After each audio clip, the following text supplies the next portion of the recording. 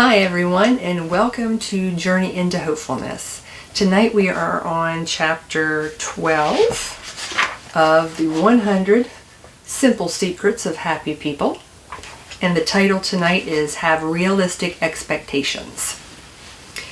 People who are happy don't get everything they want, but they want most of what they get. In other words, they rig the game in their favor by choosing to value things that are within their grasp.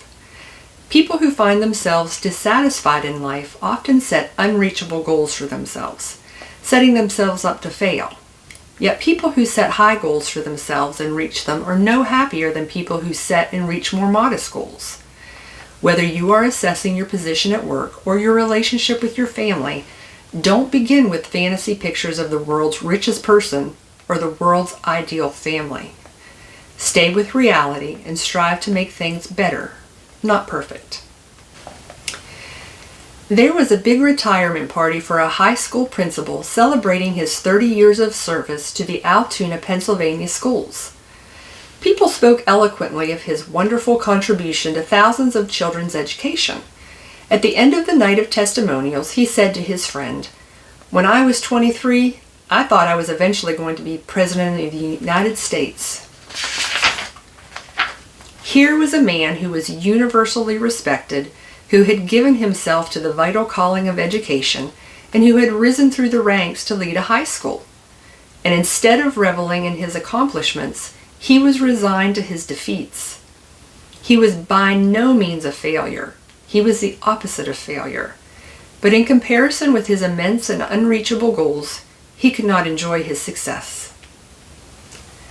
The congruence of people's goals with their resources strongly correlates with happiness. In other words, the more realistic and attainable people's goals are, the more likely they are to feel good about themselves. People who conclude their goals are out of reach are less than 1/10 as likely to consider themselves satisfied with life. For many of us as erased parents, that goal of being a parent to our child and raising them and guiding them into adulthood is no longer there. It's unobtainable for most of us. Whether you're trying to make it through the court system to regain shared custody of your child, or whether you're in therapy and trying to do reunification therapy with your child, if your experience was like mine, the resources aren't there. The court system doesn't know about this. They're not educated on this. Most of the therapists don't know the proper way to deal with reunification of a child. And so I have had to redefine what my goal of being a parent looks like. For years I was so dissatisfied with life because I kept holding on to the definition of being a parent, that I had to have my child in my physical life.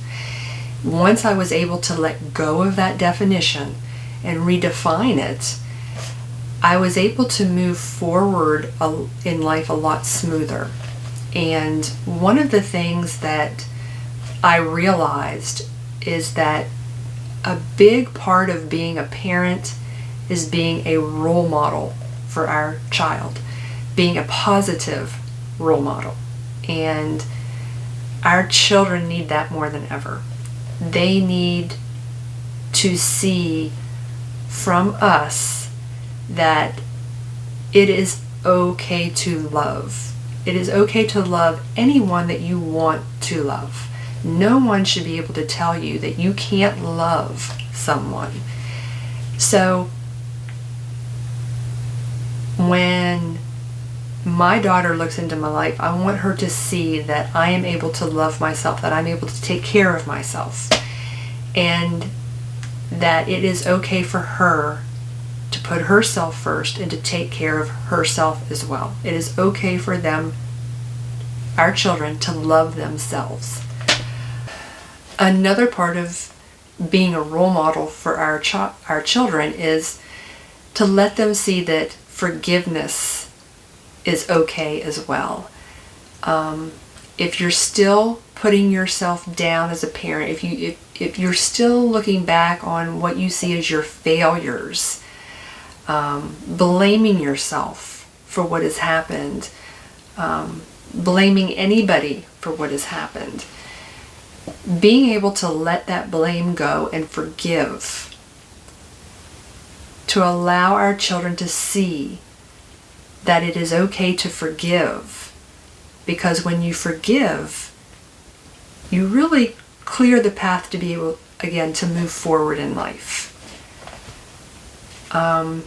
Another way to role model positively for our children is to show them compassion.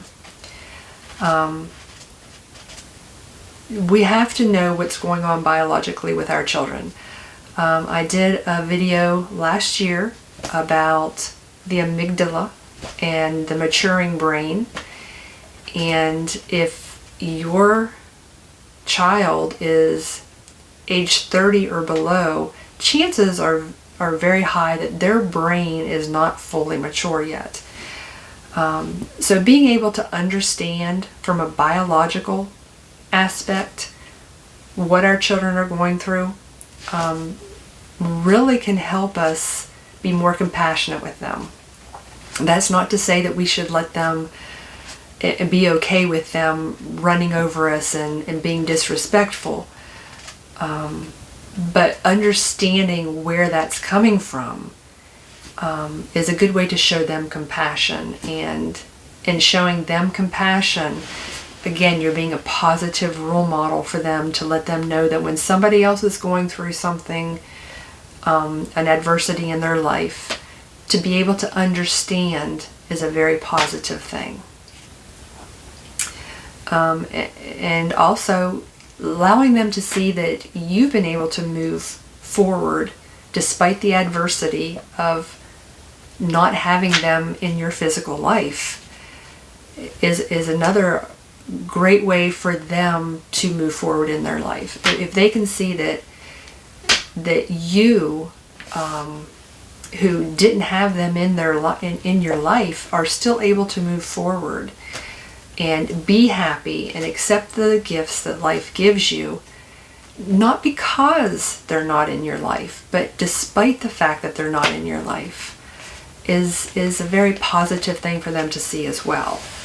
And letting them know that if you're fortunate enough to have communication, any kind of communication with your child, letting them know that yes, you miss them, but you are going to move forward in life, because that's the healthy, positive thing to do, and that you hope that they will as well. Another way to be a good role model for your child is through encouragement. Again, encouraging them to love themselves, and encouraging them to be compassionate, and encouraging them, to move forward in life, whatever that looks like for them. Do good in school. If they're involved in sports, encourage them to be a team player. Encourage them to be a good sport. Encourage them to listen to what their heart and soul are telling them. And if something doesn't feel right, encourage them to find out why. If somebody tells them something that doesn't feel right within themselves, encourage them to go in search of the answers for themselves.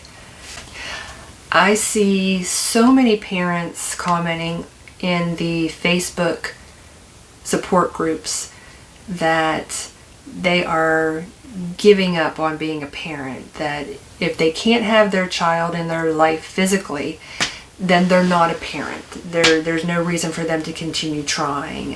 They're giving up on their child. I encourage you, if you are one of those parents who just feels like you're not a parent anymore, that if your child doesn't want anything to do with you, or they can't be in your physical life, that you just don't fit the definition of a parent, please redefine what being a parent means. Your children do still look to you educate yourself, understand what they're going through. Be accepting of the fact that yes, your life is different. It has changed. Being a parent is different. But our children need for us to be role models for them. They need to see positivity in their life. And they have to get that from us. So please don't give up. Keep moving forward. Be the person that you want your child to be. Let them see that. So until next time, I want to challenge each one of you to write down your new definition of what it means to be a parent, what it means to be a mother, what it means to be a father. Write it down. Be willing to think outside of the box. Be willing to be positive. Look at each of those definitions that you've written down and make new goals. Make new parenting goals based on how you see your life defined as a parent. And with that will lead us into chapter 13, and we'll talk more about that next time. Until next time, remember to live for now. Now is the only moment that we have. We are not promised each additional moment. We are not promised tomorrow. So make the best of this moment. If there's something positive that you want to do with your life, if there's something positive that you want your child to see, do it now. Goodbye, everyone.